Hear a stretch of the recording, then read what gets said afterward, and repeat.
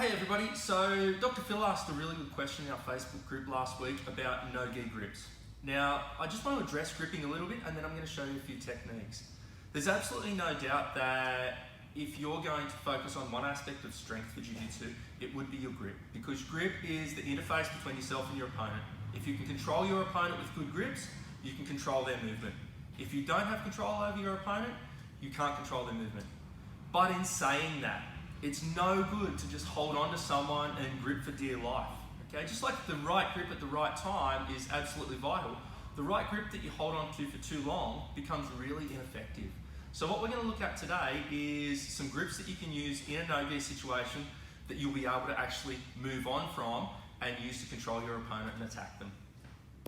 Okay, so let's look first of all at something that doesn't work really well, and that's double wrist control. There have been people who've had success with it, namely Big Nog back in the Pride days. He's got very big hands, very strong. All right? The jiu-jitsu that I like to use is something where we don't need to be bigger or stronger than our opponent. We want to rely on our frames and our skeleton, okay, to create a closed loop, and we're going to look at that a little bit later. All right? So let's have a look at why I'm not a big advocate of double wrist control. Rachel's in my closed guard, and I'm holding her wrists here. Now, my hand can be up, my hands can be down. Either way though, there's a hole in my grip and she's going to be able to circle out quite easily either way there, okay? Even if I do have a strong grip and she can't circle out, that still doesn't guarantee me safety because I've got no control over her posture, I've got very little control over distance. If she really didn't like me, she could headbutt me, okay? Boom. That's a shout out to Marty there. Or alternately, even with this wrist control, she can just roll her elbows over and start to do some real damage to my head, at which point I've got a decision to make, let go, or start to look like a hamburger. So you can see there, before we look into things that we should do, let's try and avoid that idea of double wrist control, because it's not as strong as many other options that we're going to look at in a moment. Cool. Okay. So now we've looked at wrist grabs and why they're not the best strategy. Let's have a look at the original way that people were using no-gi control. And to this day, it's really good, and that's to use the underhook. Now, there's a few different types of underhooks, but you can pretty much put them in two categories. There's a good underhook, and there's a shitty underhook, okay? A shitty underhook is going to give them space to either swing back inside and get an underhook on you, or to whizzer you and start to get a bit of control. A good underhook is going to use a monkey grip, and it's going to use it either under their armpit or on their hip. We'll have a look at those right now. Let's have a look first at a shitty underhook. So I've got Rach in my half guard. And an underhook, for anyone who's unfamiliar, is anytime my arm is underneath Rachel's armpit. Okay? With the shitty underhook, I'm just hugging around her waist here. And I just turn around a little bit. Yeah. And you can see here, I've got control, I've even got that monkey grip, but there's a lot of space. Rach can wrap over top of my arm and use what we call a whizzer. Now I've lost a lot of control, she can drive me down with that. Or alternately, she can pummel inside because there's a lot of space, and now she's got an underhook and I've got nothing. Let's have a look at a couple of good underhooks now. The first one, I'm going to go high. I like the high underhook when I'm playing butterfly guard primarily. I can use it in the half guard as well though. And the idea is my underhook is going to hug into her far armpit. So we're here, and my high underhook, my shoulder must be underneath Rachel's armpit. And now I'm going to hook in her lat here, under her armpit, and that gives me the ability to pull, or to pull myself up. Okay? So let's turn that around a little bit. Okay? We've got that high underhook. My shoulder is under Rachel's arm, and I'm hugging the lat now. Okay? From here, as you can see, I can pull myself up, or I can pull Rach over. Okay? Alternately, we can use their far hip as a handle. And this low underhook is what I really like to use when I'm playing half guard especially. I like to get my ear right down on their belly button to close out any possibility for space. Too many people in our academy are too good at dance chokes to let them own this space underneath my armpit. So from here, this time I'm going to scoot in and my underhook is going to be very, very low. boom. And I'm hugging Rachel's far hip bone. Okay, if Rach tries to get that underhook on me now, tries to pummel through, sorry for the whizzer, she really doesn't have the space to do so. And if she tries to go over the top to get an underhook, well, there's no space there. If we turn 180 degrees, you can see that far side grip. We've got the half guard. I get my ear on her belly, and I hook on the hip right here. Okay. Again, if Rach tries to whizzer or shoot through for the dust choke, I'm safe. If she tries to pummel over the top, again, I'm nice and safe. I'm pulling in tight. Okay. I can even close the loop, which we're going to look at in a little bit, by bringing these two hands together in a palm fashion and squeezing nice and tight. A lot of control here, and it's not based so much on my muscular strength as it is based on that idea that I've closed a loop around Rach, or I'm holding on with my structure rather than with muscular contractions. Okay, so the underhook. Okay, let's have a look at some no-gi grips. And the first one is actually one that I use in the gi, no-gi. It's a very traditional way to control posture. So Rach is in my closed guard.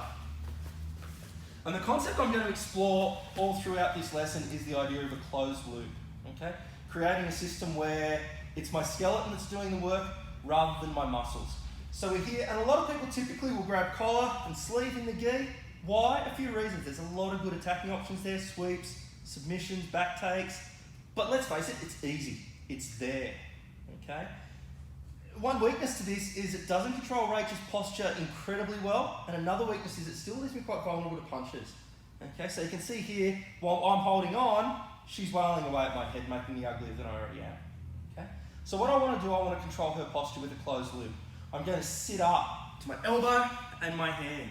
While I've done that, I've hugged right around the back of Rachel's head. Okay? We go palm to palm as we fall back, and now you can see this closed loop here. If I keep this nice and tight, I don't need to flex my bicep to hold on. And wherever Rach moves, I have control. I can move my hips, she can move her hips, but not really to anywhere good. Okay? If I was just holding on, you'd see now Rach could possibly sit up and undo all of the good work that I've already done. Okay? So let's have a look at this from a different angle. Obviously, I'm a little bit bigger than Rach, so in theory, I might be able to posture out. Okay? So we're here. She sits up, comes up to her hand, and hugs my head. As she falls back, palm to palm grip, locks in tight. If she was just holding my head, it wouldn't be too hard for me to blast out. But by creating this closed loop, even if I use the same force, she now comes with me. I can move around, and just here, it's very, very difficult for me to do anything advantageous, and she's got that great control of my upper body and my posture. And if I can't posture, it's going to be very hard to progress past her guard. Okay, now we're going to have a look at another closed loop concept. It's known as the Williams guard, named after a guy named Sean Williams. From the 90s, I believe he trained out of Enzo's Academy, and he's a very good instructor. Okay, so let's have a look at this. You can actually get there from where we were, or from a bunch of different places. For easy simplicity, let's keep going from where we left off. So I'm going to sit up on my hand and my elbow attached to Rach. As I fall back, I create this closed loop. Right? Now to attack, I need to create an angle. So what I'm going to do, I'm going to be heavy on my right leg, hip out to the side, and my leg is going to come high. I've still got this loop around Rachel's head, but for now, it's my leg that's controlling the posture. Hand comes to the other side, and this frame now stops her from pushing in. That's great, but I now no longer have a closed loop anywhere.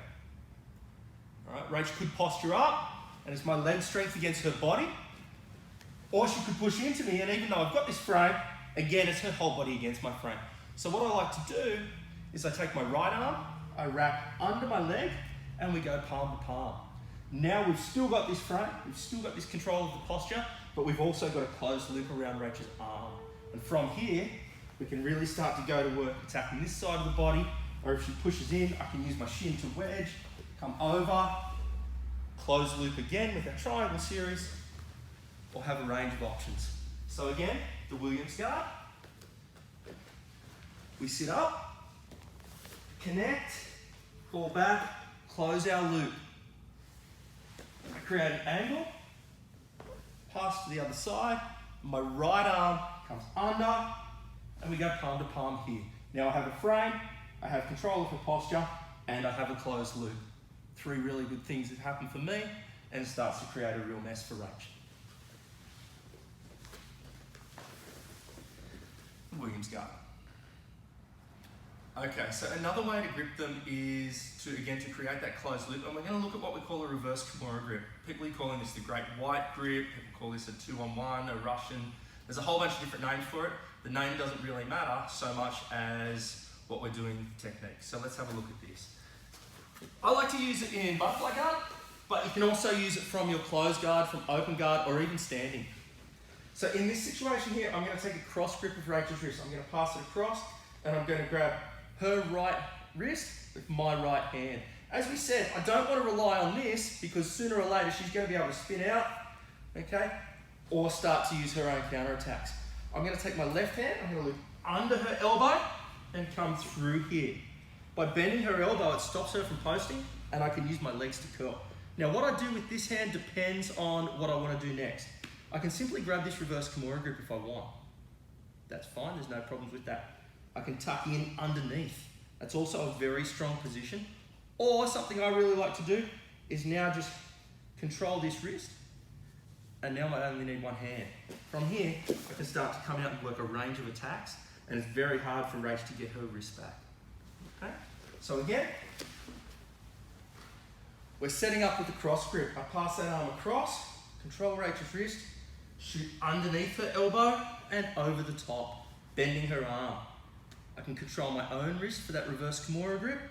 I can shoot my wrist underneath, or I can monkey grip her wrist or her forearm, and that gives me a lot more mobility to attack. I can take her back, I can sweep, I can work a whole range of attacks from there, okay? Without the need to actually hold on to anything. Again, we're using our skeleton, our structure, to control their posture and to control their body.